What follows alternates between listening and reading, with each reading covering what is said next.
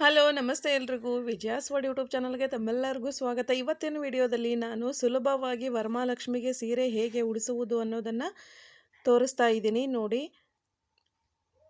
ಈ ರೀತಿ ನೀವು ಸಾರಿ ಡ್ರೇಪಿಂಗ್ ಮತ್ತು ಫೋಲ್ಡಿಂಗನ್ನು ಮಾಡಿ ಇಟ್ಕೊಂಡ್ರೆ ವರಮಹಾಲಕ್ಷ್ಮಿ ಹಬ್ಬದ ದಿನ ನೀವು ಸುಲಭವಾಗಿ ವರಮಹಾಲಕ್ಷ್ಮಿಗೆ ಸೀರೆಯನ್ನು ಉಡಿಸ್ಬೋದು. ಎಷ್ಟು ನೀಟಾಗಿ ಸೊಗಸಾಗಿ ಸೀರೆ ಉಡಿಸೋದು ಅನ್ನೋದನ್ನು ಇವತ್ತಿನ ವಿಡಿಯೋದಲ್ಲಿ ತೋರಿಸ್ಕೊಡ್ತಾ ಇದ್ದೀನಿ ನೋಡಿ.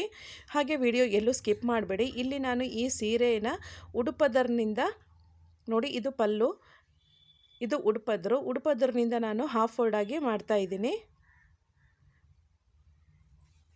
ಈ ರೀತಿ ಎರಡು ಅಂಚನ್ನು ಹಿಡಿದು ಹಾಫ್ ಫೋಲ್ಡನ್ನಾಗಿ ಮಾಡಿ ಸೇಫ್ಟಿ ಪಿನ್ನಿಂದ ನೀವು ಎರಡು ತುದಿ ಅಂಚಿಗೆ ಒಂದು ಲಾಕನ್ನು ಹಾಕ್ಕೊಳ್ಳಿ.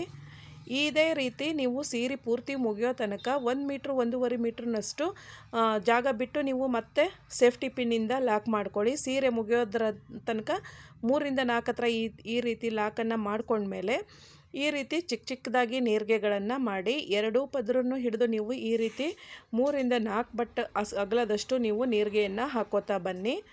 ನೋಡಿ ಎಷ್ಟು ನೀಟಾಗಿ ಬರುತ್ತೆ ಅಂತ. ಈ ರೀತಿ ನೀವು ಸೇಫ್ಟಿ ಪಿನ್ನಿಂದ ಮೊದಲೇ ಲಾಕ್ ಮಾಡ್ಕೊಳ್ಳೋದ್ರಿಂದ ಈ ಥರ ನೀರಿಗೆ ಮಾಡುವಾಗ ನಿಮಗೆ ಸೀರೆ ಕಾಡಿಸಲ್ಲ. ಆದ್ದರಿಂದ ಫಸ್ಟು ಸೇಫ್ಟಿ ಪಿನ್ನಿಂದ ಲಾಕ್ ಮಾಡಿಕೊಂಡು ಈ ರೀತಿ ನೀರಿಗೆಗಳನ್ನು ಹಾಕ್ಕೊಂಡ್ಮೇಲೆ ಒಂದು ಸಾರಿ ಈ ರೀತಿ ಜೋಡಿಸ್ಕೊಂಡು ಸೀರೆ ಕ್ಲಿಪ್ಪಿಂದ ಸೆಕ್ಯೂರನ್ನು ಮಾಡ್ಕೊಳ್ಳಿ ನೋಡಿ. ಅದಾದ ನಂತರ ಮತ್ತೆ ನಾನಿಲ್ಲಿ ಎಕ್ಸ್ಟ್ರಾ ನೀರುಗಳನ್ನು ಹಾಕ್ತಾ ಇದ್ದೀನಿ. ಈ ನೀರಿಗೆನೂ ಸಹ ಅದಕ್ಕೆ ನೀವು ಜೋಡಿಸ್ಬೋದು ಅಥವಾ ಮತ್ತೆ ಸಪ್ರೇಟಾಗಿ ನೀವು ಬಟ್ಟೆ ಕ್ಲಿಪ್ಪಿಂದ ಸೆಕ್ಯೂರ್ ಮಾಡ್ಕೋಬೋದು. ಈಗ ಸೀರೆ ಕಡೆಯಿಂದ ಸೆರಗಿನ ಕಡೆಯಿಂದ 1.5 ಮೀಟ್ರ್ನಷ್ಟು ನಾನು ಬಟ್ಟೆಯನ್ನು ಬಿಟ್ಟು ಉಳಿದಿದ್ದನ್ನೆಲ್ಲ ನೀರಿಗೆಯನ್ನು ಮಾಡ್ಕೊಂಡಿದ್ದೀನಿ. ಈಗ ಚಿಕ್ಕ ಚಿಕ್ಕದಾಗಿ ನೀವು ಫೋಲ್ಡಿಂಗನ್ನು ಮಾಡ್ಕೊಳ್ಳಿ. ಸೆರಗಿನ ಕಡೆಯಿಂದ ನೋಡಿ ಇಷ್ಟು ಚಿಕ್ಕದಾಗಿ ನೀರಿಗೆಯನ್ನು 4ರಿಂದ 5 ನೀರಿಗೆ ನಿಮಗೆ ಆಗ್ತವೆ ಅಷ್ಟು ನೀವು ನೀರಿಗೆಯನ್ನು ಹಾಕ್ಕೊಳ್ಳಿ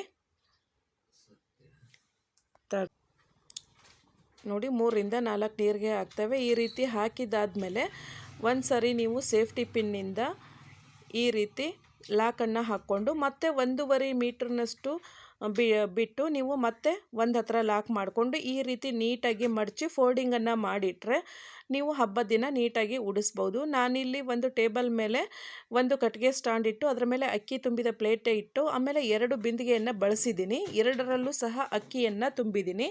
ಈಗ ಮೇಲಿನ ಬಿಂದಿಗೆ ಕಂಠಕ್ಕೆ ಒಂದು ಲಡಿಯನ್ನು ನಾನೀಗ ನಾಟನ್ನು ಹಾಕೋತಾ ಇದ್ದೀನಿ ನೋಡಿ. ಒಂದು ಟ್ಯಾಗ್ ಸಹಾಯದಿಂದ ಒಂದು ಲೂಸಾಗಿ ಒಂದು ನಾಟನ್ನು ಹಾಕ್ಕೊಳ್ಳಿ. ಈಗ ನಾನು ಫೋಲ್ಡಿಂಗ್ ಮಾಡಿಟ್ಟಂತಹ ಸೀರೆಯನ್ನು ತೊಗೊಂಡಿದ್ದೀನಿ. ಈಗ ಎಡಗಡೆ ಭಾಗಕ್ಕೆ ನಾನು ಸೆರಗಿನ ಪೋರ್ಷನನ್ನು ಬಿಡ್ತಾ ಇದ್ದೀನಿ ನೋಡಿ.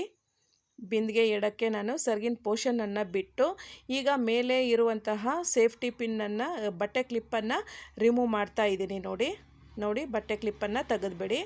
ಬಟ್ಟೆ ಕ್ಲಿಪ್ಪನ್ನು ತೆಗೆದಾದ್ಮೇಲೆ ನೀವು ಬಿಂದಿಗೆ ಕಂಠಕ್ಕೇನು ಬಟ್ಟೆ ನಾಟನ್ನು ಹಾಕ್ಕೊಂಡಿದ್ದೀರಲ್ಲ, ಟ್ಯಾಗನ್ನು ಹಾಕ್ಕೊಂಡಿದ್ದೀರಲ್ಲ, ಅದಕ್ಕೆ ನೀವು 4 ಬಟ್ಟನಷ್ಟು ಫೋಲ್ಡ್ ಮಾಡಿ ಒಳಗೆ ಹಾಕಿದ ಮೇಲೆ ಕೆಳಗಿನ ನೀರಿಗೆನ ಕ್ಲಿಪ್ಪನ್ನು ರಿಮೂವ್ ಮಾಡಿ ನಂತರ ಬಿಂದಿಗೆ ಕಂಠದಲ್ಲಿ ನೀರಿಗೆಯನ್ನು ಹರ್ಕೊಳ್ಳಿ. 1 ಇಂಚಿಗೆ ಒಂದು ನೀರಿಗೆ ಬರೋ ಥರ ಈ ಥರ ನೀಟಾಗಿ ನೀವು ಜೋಡಿಸ್ಕೊಳ್ಳಿ ಫಸ್ಟು. ಆಮೇಲೆ ನಾಟನ್ನು ಟೈಟಾಗಿ ಕಟ್ಟಿಬಿಡಿ ನೋಡಿ. ಮೇಲೆ ಎಲ್ಲ ನೀವು ನೀರಿಗೆಯನ್ನು 1 ಇಂಚಿಗೆ ಒಂದು ಹರ್ಕೊಂಡಾದಮೇಲೆ ಈಗ ಬಿಂದಿಗೆ ಕಳ್ಸೋಕ್ಕೆ ಒಂದು ಕಾಯಿಯನ್ನು ಇಡಿ. ನೀವು ಹಬ್ಬದ ಪೂಜೆ ದಿನ ಎಲೆ ಇಟ್ಟು ಕಾಯಿ ಇಡಬೇಕಾಗುತ್ತೆ. ನಾನು ತೋರಿಸೋದ್ರಿಂದ ಎಲೆಯನ್ನು ಇಟ್ಟಿಲ್ಲ, ಹಾಗೆ ಇಟ್ಟು ಮುಖ ಪದ್ಮನೂ ಸಹ ಹಾಕಿದ್ದೀನಿ. ಈಗ ಹಿಂಬದಿಯಿಂದ ಬಲಭಾಗದ ಹಿಂಬದಿಯಿಂದ ಸೆರಗನ್ನು ಮುಂದಕ್ಕೆ ಹಾಕ್ಕೊಂಡಿದ್ದೀನಿ ನೋಡಿ.